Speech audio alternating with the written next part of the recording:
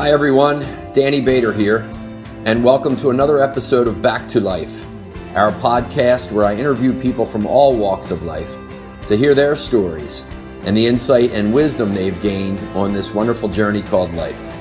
So enjoy the episode and be sure to pay attention to what inspires you to create more happiness and fulfillment in your life, because that's what we're here for, right? Hi, everybody, and welcome back to another episode of the podcast Back to Life. And we have a really cool guest today. I'm very, very excited to find out more about her and her story. Lisa Jones is joining us from Hawaii. Now, you know, most times I like to do my podcast side by side with people. And I certainly would have loved to do this one, Lisa, because I've never been to Hawaii. But for now, this will work. So welcome to Back to Life. Thank you, Danny, so much. I'm thrilled to be here. Yeah, it's great. So why don't you tell our listeners and our viewers right now, just give them a little snapshot into, who is Lisa Jones, quick little history, where you've been, where you are now, what you're up to, and then we'll go from there. Excellent. Okay. Well, I'm known as the Millionaire Medium, and people are always like, what does that mean? Yes. And it all happened on the night that my first husband, Ian, passed away. He had a 7-year battle with cancer.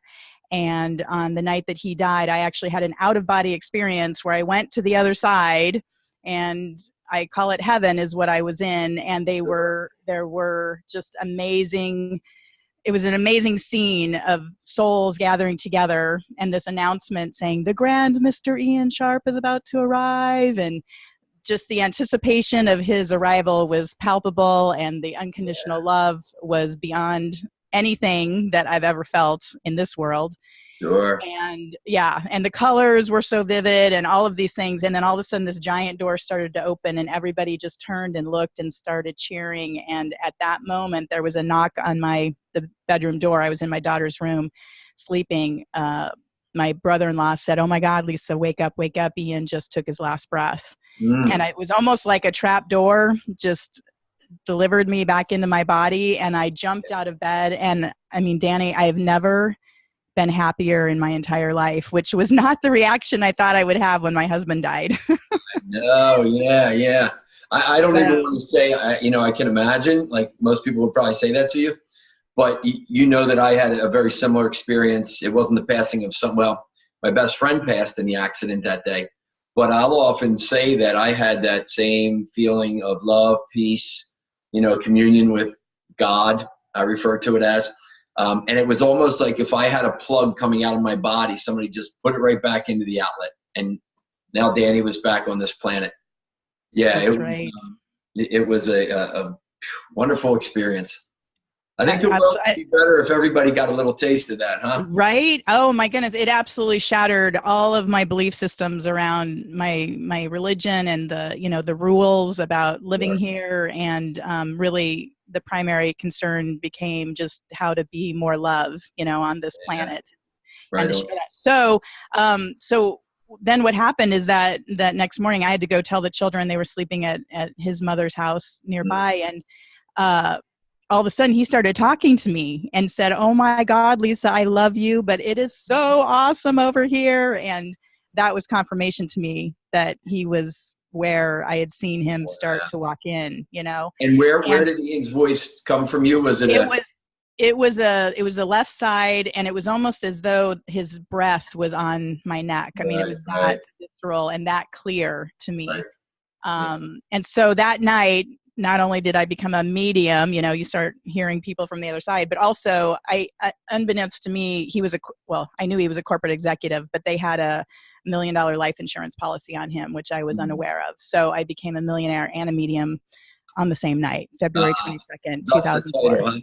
That's the title. But now you grew up real quick. So how old were you when this took place? I was 37 when that happened. Okay, 37. Ian's 44. Yep. Prior to that, you grew up Colorado, is that right? That's correct. Yep. I was born in Colorado, and I was adopted as a baby into a, wonderful family, and raised Lutheran, and had a very strong faith. And then my mom, after a divorce, got remarried to a Lutheran minister. So it was very, very much a part of my life, and had a real belief. And I thought Ian was going to hell because he wasn't baptized. I mean, that's how much I was concerned about his is where he was going. And then I feel like Yeah. I won the lottery, being able to see where he did go. Yeah, there's some certain rules that, yeah. When we're young, we're told them, and as we move through life, we kind of challenge them a little bit. Right. For me, and it's curious for you, in challenging some of those rules, I feel my faith is stronger even. My ultimate connection to Christ, to Jesus is, I think as I'm 55 right now, the oldest that I've been, obviously, in this planet, my relationship there is stronger. How are you? Absolutely. Yeah, my relationship is stronger, but yet unique to me. I don't feel any need to be a part of any kind of organized religion with any kind of rules and regulations and tenets and that. I have a direct connection, and it's beautiful. I love it. Yeah. When was the first time? I know it's cool. When was the first time you kind of thought, oh my gosh, I'm hearing voices, or I'm feeling the spirit of somebody? Do you remember when that showed up? Oh yeah, so clearly. I was 6 years old, and I was so amazing. I had just gone actually to Sunday school with a girlfriend of mine, so it wasn't the Lutheran church. I forget what it was, Methodist or something. And the teacher said, if you're ever in trouble, you just need to pray to God, and He will help you. Yeah. Well, the following week, I ended up at a day camp, and it was like at the YMCA or whatever. And one of the camp counselors, it was probably a 14-year-old boy, kid. I mean, as a child, I thought he was an adult, but meanwhile, he's this 14-year-old kid, and he was bouncing a rubber ball off my head, and I didn't like it. And so I was like, stop. And he just kept doing it. So I ran into the building, and he was chasing me, and I'm like, oh no, he's going to get me. So I ran into the ladies' locker room, and I thought he was going to come in. So I jumped into a locker and shut myself in it. And I was like, oh good, he'll never find me here. Right. Well, then I realized that there was nobody else in the locker room either. It was late in the day, and so there was nobody there. So I start trying to pound and scream and let me out, and it wouldn't open. Yeah. And to the point that I had pushed my right leg out, and I had bruises from my ankle, both inside and outside of my leg, all the way up to my mid thigh, because it was rubbing, trying to push. Sure, yeah. And so I finally, after this panic, I thought, this thought of like, all you need to do is ask God for help. So I very kindly, put my little hands together and just said, dear God, please help me. And at that moment, I looked down, and there was just something that I touched, and the thing flew open. And from that moment, Danny, I was like, I have a direct connection to God. And I started reading the Bible. I mean, I was in first grade. Oh, yeah. And so I was great. Yeah. Oh, and I've never lost that personal connection, with God. And right. Yeah, it's so powerful, isn't it? And I'm sure, because for me, and probably for you as well, the spirit is easier for me to connect with when I'm in nature. I used to live in Aspen, Colorado for a number of years. I love the beach. So I'm sure they're in Hawaii. Well, here in Maui, that's every morning. That's my routine. I go down to the beach and I do yoga, and then I call it my baptism. I get in the water. I'm not a strong swimmer. In fact, the first time I came to Maui, I was 16 and standing just knee deep in the water, and a rogue wave or a undertow just came and pulled me. And if my stepdad hadn't run in and grabbed my hand, I think I would have died here. I mean, that's how it felt. Yeah, Mother Ocean. You got to respect her, right? You got to respect her. So now I go in, when it's safe, but I mean, almost daily, and just I call it my baptism, and I just get wet and float and just praise God, and, just what a beautiful life I live. I'm so blessed. Sure. That sounds great. Now tell me, so when you got out of college or whatever, you went into corporate world, CPA? Yes. Yep. I was a CPA for Pricewaterhouse in San Francisco. And then Ian and I met there, got married, moved to DC, and I worked for Ernst & Young out there. Okay, and you were in DC for a little while. Yeah. So in terms of that corporate and that CPA, I know that world a little bit just from some people in there and having done some work with Deloitte and some of those other organizations. Kind of a grind, huh? A real grind. I mean, my college friends couldn't understand why I was working 60 hours a week. I mean, literally, we'd get there at 9 o'clock in the morning, which sounded great, but we'd be there till, 10, 11 o'clock every night. And it just was the norm and expected. And if you didn't want to do it, there were 10 other people that were just waiting to get your job, if you didn't. Oh, yeah, sure. Yeah, all on that path to partner, right? Yeah, absolutely. Yeah. And that was my plan. When I moved to San Francisco, I'm like, I'm not dating anyone. I'm going to be the fastest woman partner ever. And the very first day, Ian walked through the door I was being introduced to the team I'd be working with. And he walked through the door. And in my head, I heard, now there's a man I could marry. And I'm like, who said that? Yeah, who's here? That's not part of the plan. That was not the path to partner, you know? I'm like, oh my God. And then sure enough, there was an earthquake in '89, a big earthquake in San Francisco, right? And the one during the World Series. Yeah. So after that, a bunch of people, because I didn't live far, I lived in Pacific Heights, so it was within walking distance of our building, and so a bunch of people ended up at my house, and then the next day, Ian said, "Well, hey, maybe." Can I start courting you? Which was super sweet. So that was the beginning of that. That is cool. I should have known when we got together, at an earthquake, and then 2 years to the day he proposed, and there was a huge fire that burned down 3,000 homes in Oakland. Oh my gosh! Yeah. I should have known that was 2 warning missiles to say, don't do it. Don't do it. No, it's all good. It's all good. Oh my gosh. So I just want to make a quick note here for anybody if they're listening. I can hear you great. I think maybe because we're 3,000 miles apart, or 6,000 miles, I guess. The video is just a little bit off. So anybody watching right now, just kind of hang in there, because I think we're still going to get some value out of it. So here's the thing. Tell me, offer, right? Let's not tell, we offer. There's a lot of people that I experience in corporate America. Friends, family members, myself when I was there, where it is that grind, and I don't know that they are in touch enough with kind of the spiritual side. And that's not a judgment. It's just, where is their focus? It's an observation, really. So when you were in that grind, how was your spiritual side showing up for you? That's a great question. I think when I was in the grind, it really wasn't available very much. I mean, because you're so focused on, working hard, especially those 60-hour weeks. I mean, it just wasn't. And that was early in my career as well. I'd say it was more so what's interesting is, so after my husband died, and actually, well, this is a really critical point, and I think so important for your listeners to hear. A week before Ian died, so he had a 7-year battle with cancer, and totally thought he was going to kick it until even until the very last. It was like the week before he died that he said to me, I really regret my life's choice of being a tax attorney and just pushing numbers around on pieces of paper for a corporation. Yeah. I really wished I had helped more people. He wanted to become a doctor, but because his father wanted him to be an attorney, that's what he did. So he was doing it to please somebody else, right? Which is the worst possible thing that anyone can do. And if you're doing something right now to please someone else, please stop and find what you're here to do. So So he was 44 when he died. I was 37, and that broke my heart. And yet, what did I do? I went back to work at a hedge fund because they were killing it. I mean, this was right before. No pressure there, right? A hedge fund. No pressure there, right? A hedge fund. Tax accountant for a hedge fund. Exactly. And meanwhile, because 30-hour work weeks, I can imagine. Right. I know.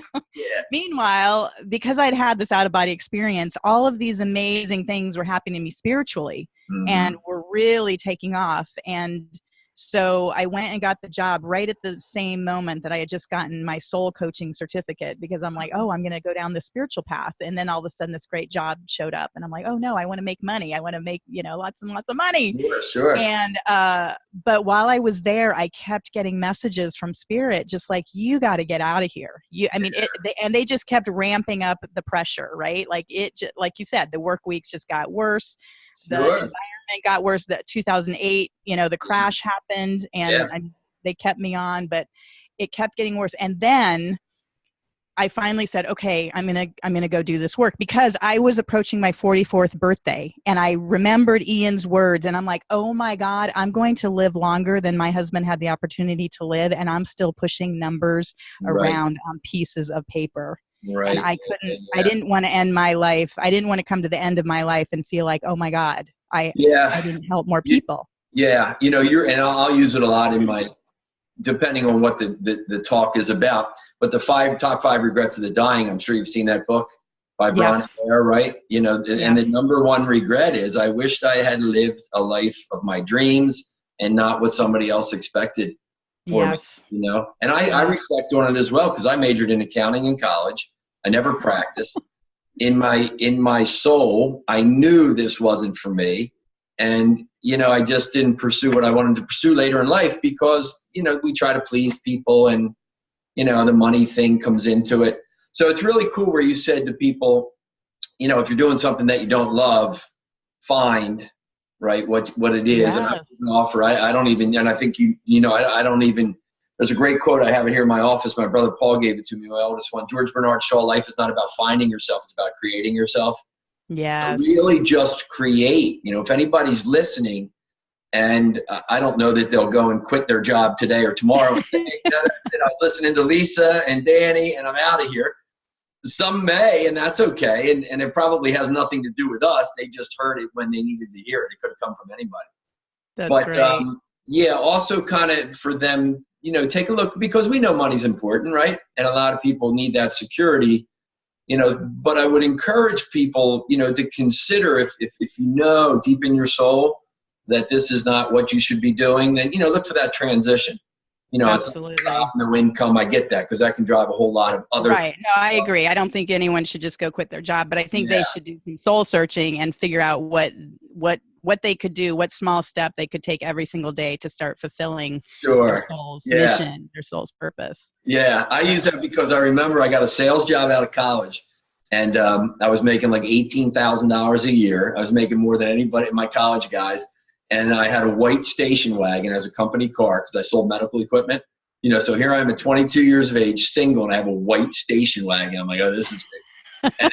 And Chick magnet. Oh my God, Lisa. It wasn't even a year. And, you know, my mom, who I love dearly, she's great. My dad too, with 8 kids. I said, I'm leaving this job. It's just, you know, Thursday I start to feel really good, and Sunday night I feel like shit. And she's like, but the money. And I said, Mom, I can't. And she said, well, you can't quit. You don't have a car. So me and all of my 22-year-old wisdom, I said, well, I'll fix this. And I bought an $800 Volkswagen, right? Stay with me now. When I went to meet the guy at the coffee shop or wherever I met him, said it was backed into the parking lot. You know, it looked okay, $800 Volkswagen. So I bought it, and then a week later I realized that reverse didn't work. That's why it was back. So he probably ground it and everything else. And then I sold it at the end of the summer for $50 to a junkyard.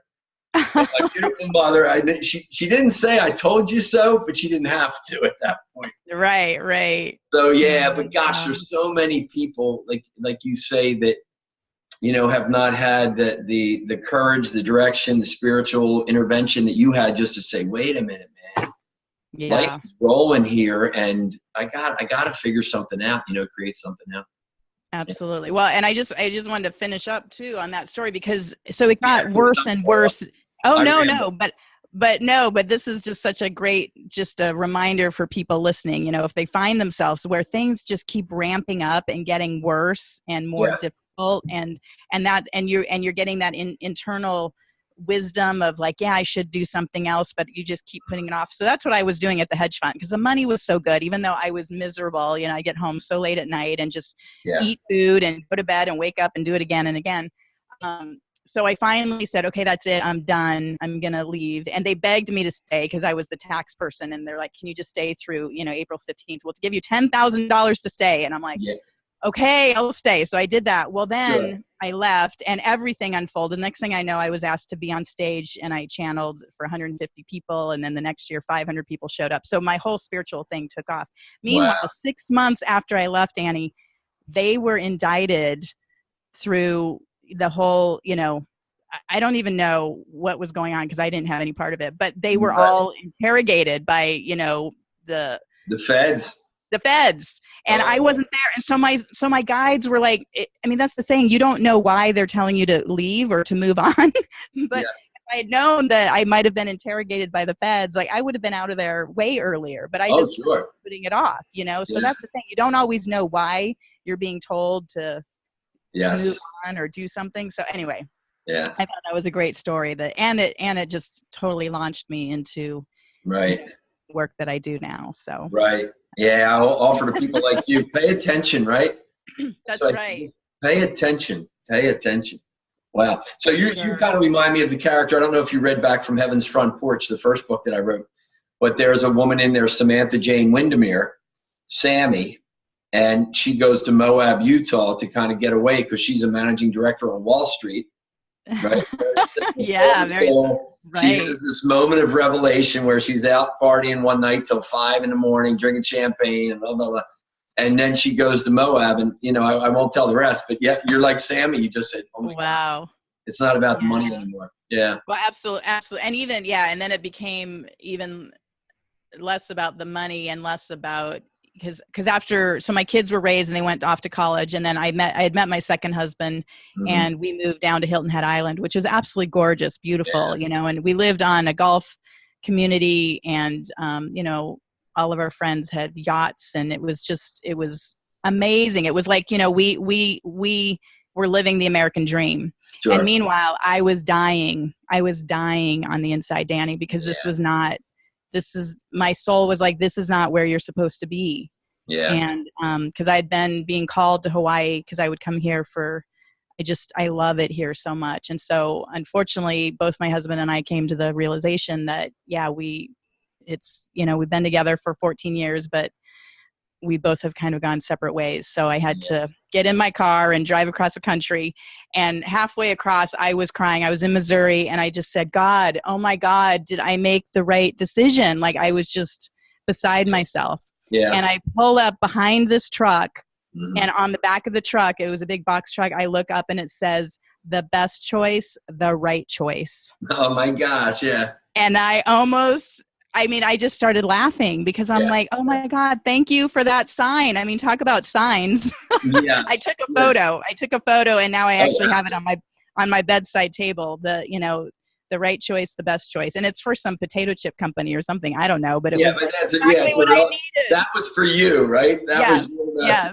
Yes. I had breakfast with a buddy of mine this morning, and the same thing, we were chatting about some things. And there's a great quote that I wrote about in one of the books, and then he really liked it. And it's, you probably know it, coincidence is God's way of staying anonymous. Albert Einstein, right? Yes. So we go, oh my gosh, what a coincidence. And I always just smile and go, yeah, I guess so.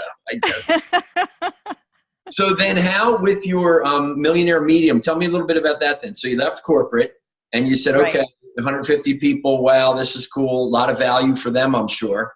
500 people. So how did that then begin to take off, and what does your business look like? You work with individuals, you do workshops, do you teach? Can you teach people how to do this? Or yes, that's the thing I love to do. Yeah, that's what I love to do about that. Okay, well, first of all, I would just want to say, and just all transparency, I've yet to really understand how to monetize this gift. And fortunately, God gave me plenty of money to be able to just do what I do and just be of service. And so that's how I'm doing this. Great. So as far as like the channeling and again, like when I was especially in front of the 500 people and I channeled passed away loved ones, it's a lot of energy. I mean, it felt like 2,000 souls were trying to come through me this direction, 500 people coming at me this direction, and it was exhausting and difficult. And the following year, I was ready to do it again. And actually I'd been approached to do a TV show. And then my mom died. This was 5 years ago. And that just took me, losing my husband was one thing, but my mom was really my foundation. And so that took me out for about 2 or 3 years. And, and then that's when we moved to South Carolina. And then that's when I started coming back to being able to even attempt to help others, because I couldn't even help myself during that grief time. Yeah, you just didn't have the energy to give, I guess. No, exactly. So then, I came to Maui and just, oh my gosh, talk about magical. Everything here. I mean, within the first 3 weeks I was here, I was sitting next to Ram Dass at an event. And so he and I, we swim together on Mondays, and he's just an amazing soul. And and just all my interactions with, whales are here, and, I interact with whales and just the people here. It's like I finally come to my community, where I can be. So I started hospice volunteer work And then I've been doing my podcast, and originally it was called Millionaire Medium, and I was interviewing people about spirituality and business. But this whole death thing, which I feel like I've been called here to do, is shine light on death. I started my yeah, I podcast. love that line.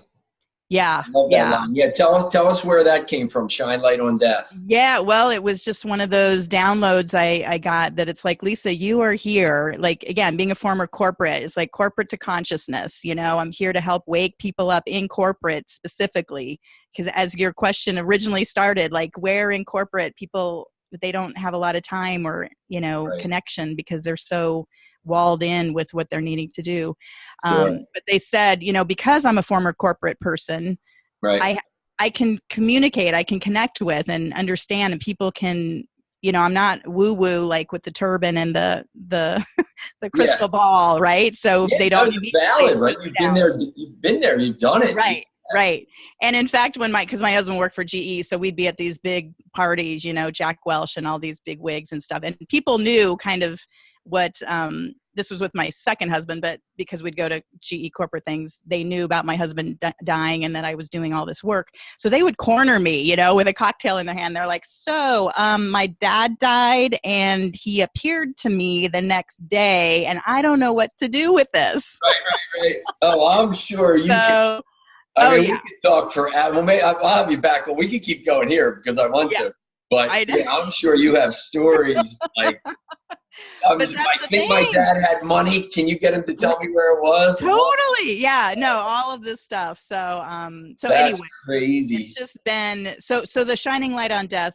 And that's why I started my podcast, Exploring Death, because, I was invited to speak to a group of International Association of Near-Death Studies, people that have had out-of-body experiences and near-death experiences. Well, this opened a whole new world because I had never done any research or read any books about people having near-death experiences. I thought mine was just a one-off kind of random thing that happened to me, Right. And meanwhile, there's hundreds of thousands of people that have had these. There's a lot of us. There's a lot of us, right? I always say there's a fine line between here and there. Oh, for sure. Very thin veil. And it's just the other day, it's not our brain and our lungs and our heart that let us go. They're all part of the machine. Yeah, that's it. This is like a machine. We're in a machine that's, we're an avatar, right? Yeah. And what's running us is so not that. I know, it is cool. So you work primarily from Hawaii then? Yeah, I do all my interviews via Zoom on Hawaii, and I have a team there. I've got actually my editors are in Venezuela, and I've got a producer in Utah. My assistant is in Canada. So I got an international team that runs this whole thing, and this is my passion project. Everything. I don't make any money doing any of this. I just, in fact, it costs me money to do my shows, but I love it so much. And the thing, Danny, what fills me up are the emails I get from my listeners. Yeah. They're like, oh my God, you've changed my life. I feel I can breathe again about, knowing my mom's okay, or this is happening, or, that's cool. That's what I wanted to ask you. Share with us if you can, and I'm sure they come to mind pretty quickly. What's one of the coolest interactions, stories you've had with somebody where you through your gift, you kind of just brought them peace? Yeah. And you think of one where you were just like, wow, thank you for letting me be a vehicle to help this person. Yeah, and gosh, I'm a crier. I call myself the crying psychic because it wells me up with tears. It's actually my birth mother. So I've been reconnected with my birth mother who gave me away when I was born, and she had 3 children after me, and so she had come to visit with her daughter, who's my half sister. And I said, okay, well, let's try, I'll try to bring, so she lost her middle daughter in a car accident when she was 18. I had met her one time, and then the following year she died. And that was actually just a month or 2 before my husband was diagnosed. Anyway, we got together, and I brought her through, and she told all these amazing stories, this evidence for her. And then she was saying to my birth mom, spaghetti, make sure you understand what I mean about spaghetti. And she didn't understand. My half sister didn't understand. And then they called my half brother and told him, because he was super skeptical.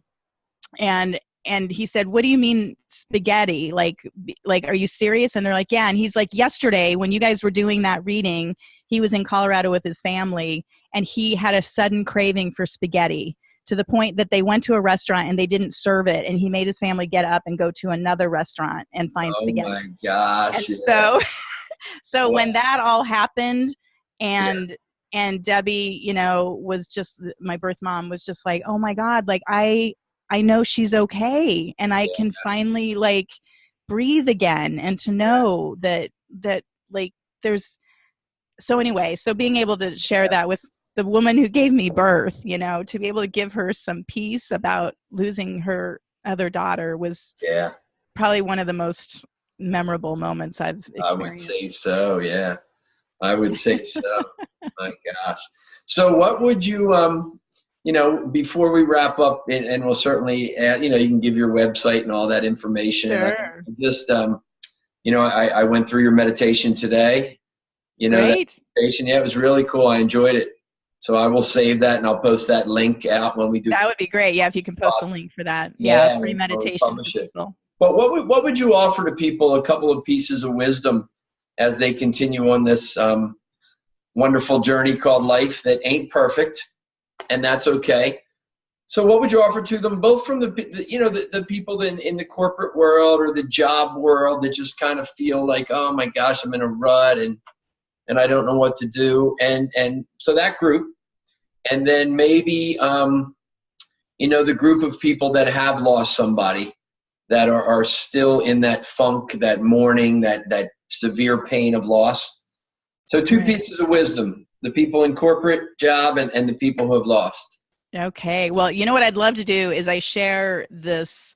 It's a method that you can connect with your own divine wisdom. So I think this would help for both of those people. And this is what we were asking. You were asking me earlier, like, can you teach what you do? Can you, so this is in a nutshell for people, but it's so simple, and we try to make it more complicated than it is.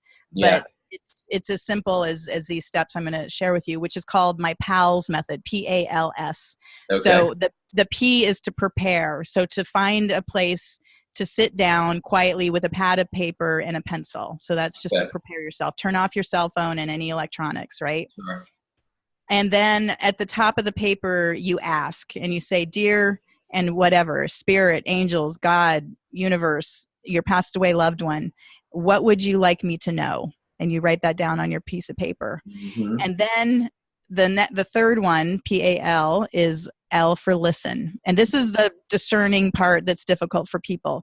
But you take a deep breath. You don't need to go into meditation or anything, but just take a deep breath and relax and allow whatever comes to you, just write it down. And typically when you first start, it's going to be a very simple word like love or trust or light, something that is so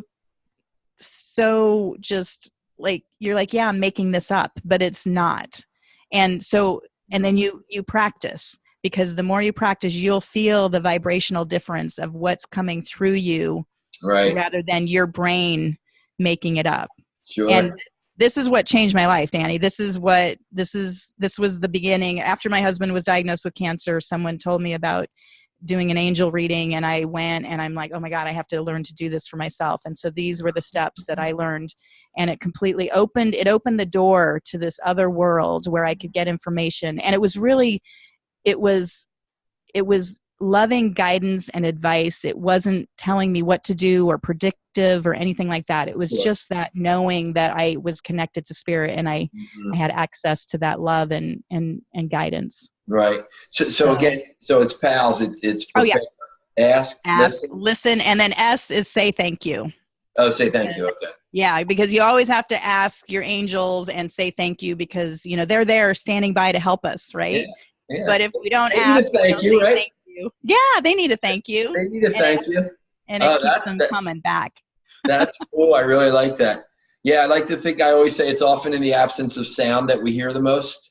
Yes. You know, Yeah. And that's it. And in this day and age, Danny, right? Who takes the time to be silent and quiet? Like there's no time for that. yeah, That's yeah. again, the corporate world is Yep. notorious for Yeah, just, that's big be still, right? And yeah. certainly, those of us, with the Christian backgrounds or whatever, I mean, be still is such a message, Yes. right? Because Yes. the world doesn't encourage that, does it? No, it Yet does there's not. yet there's a wonderful energy of perseverance, and trust that shows up then. Right. Yeah, Right. I like that a lot, man. I'll have to get to Hawaii, huh? Yeah. Come on out. We'd have so much fun. I think, yeah, that would be cool. I'll show you all the sacred, secret spots where I go and sit in silence and just commune with nature here. I mean, this is the most healing place on the planet as far as I'm concerned. Oh, I can imagine. I've never been anywhere. And if you've never been here, oh my goodness, it's yeah, I never have. I'm blessed to do a lot of work with the Marriott and Ritz-Carlton. They're really good people. And there's a buddy of mine, Doug, that's over there on Oahu.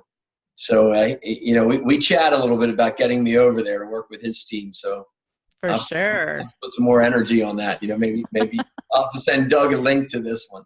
Yeah. So tell us real quick about your book that's out, and then where could people, find out more about you and your work and get in touch with you if they'd like to. Great. Fantastic. Yeah, I wrote the book. It's called The Art of Living Happy After the Loss of a Loved One. Mm-hmm. And it's really my spiritual awakening journey of my husband's death and me going to the other side, and then just how it opened my world to this whole new amazing place. I mean, I say I used to live in a black and white TV set with 3 channels. That's what I grew up in Colorado with, right? Yeah, right.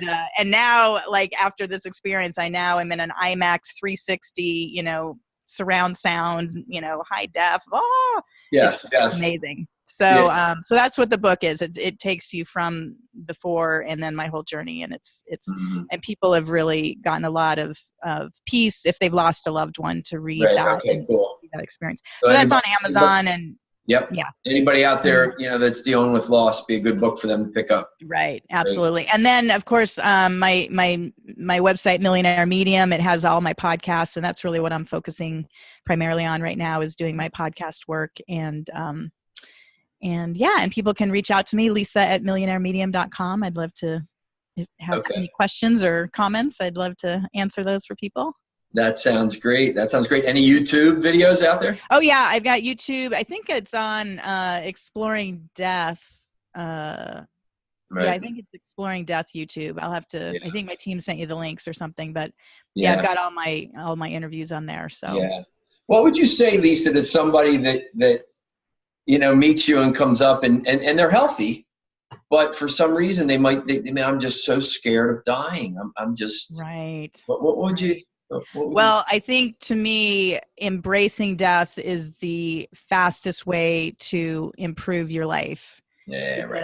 When you're sitting there in that resistance to death, all it does is keep you in resistance to life.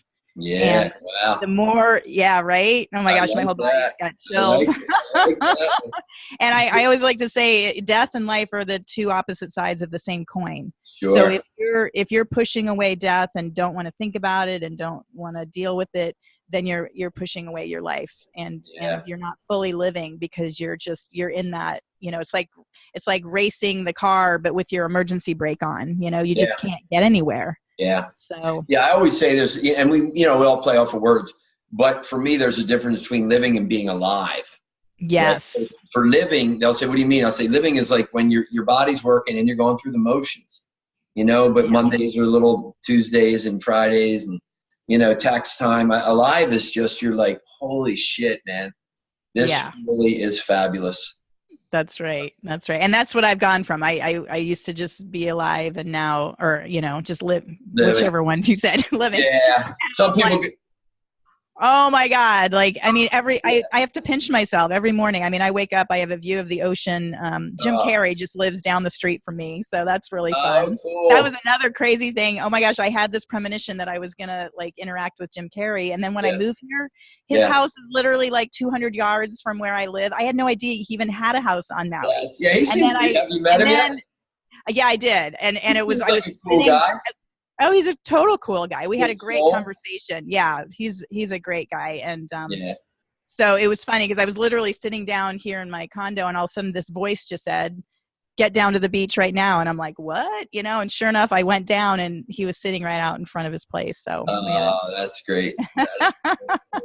Yeah, it reminds me. I've started to watch, or I get an email, the Stoic philosophy, the Stoics, right? Epictetus, right. and Marcus Aurelius. Yes.